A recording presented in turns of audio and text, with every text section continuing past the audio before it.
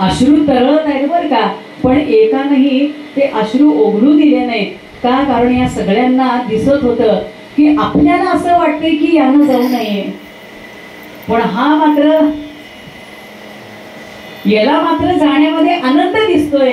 हा चला ना काका, चला ना काका, पुन्हा पुन्हा काकांना चला चला म्हणतोय, म्हणजे याला जाण्यात आनंद आहे. प्रेम कशाला म्हणतात? याला म्हणतात. गवळणींनी विचार केला हरकत नाही, याला ज्याच्यात आनंद आहे ना, आपण सुद्धा त्याच्यातच आनंद मानायचा. याला प्रेमभाव प्रेमस्थिती म्हणतात बरं का. आणि या प्रेमाला कोणत्याही प्रकारचं बंधन नाही. आणि अशा त्याच्यावरती एकानं नाही किंवा एकीनं नाही तर अनेकांनी प्रेम त्याच्यावरती केलं, कारण त्याच्या प्रेमाची स्थिती वेगळी आहे आणि आपण जे करतो ते प्यार लव वेगळं बरं का. इथं पाप पुण्याचा विषय येतो, पण तिथं मात्र नाही. बरोबर आहे ना सज्जन हो. तो प्रेमभाव कसा आहे, सगळ्याच्या सगळ्या गवळणींनी निरोप दिला. भगवंतांची स्वारी गोकुळातून बाहेर पडली असं सांगितलं जातं भागवत कथेमध्ये, की त्या दिवशी ही स्वारी बाहेर पडली, त्या दिवशी भगवंत गोकुळातून निघून गेले. त्यानंतर परत कधीही भगवंत गोकुळात आले असं लिहिलंय.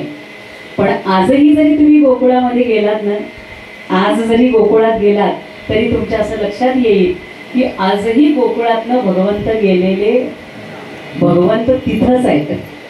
गेलं ते फक्त शरीर तिथून बाहेर गेलं बरं का, पण भगवंत खऱ्या अर्थाने गोकुळातच आहे. असा तो परमात्मा गोपालकृष्ण सज्जन हो. मथुरेला भगवंत पोहोचले. मध्ये पुन्हा अक्रूर काकांची मानस पूजेची पण गोष्ट येते, खूप छान आहे. त्या अक्रूर काकांना कळलं की आपण ज्यांना रथातनं नेतोय तो कोणी सामान्य नाही, माझ्या मानस पूजेमधला तो आणि माझ्या रथात बसलेला हा आणि तो एकच आहे. ज्यानं भगवंतांना रथात बसवून नेलं त्या अक्रूर काकांना उपरती झाली की तो हा विठ्ठल बरवा, तो हा माधव बरवा. आणि काकांना आनंद झाला बरं का, अक्रूर काकांना, की माझ्या रथात तो नाहीये तर त्याच्या रथात आपण बसलोय.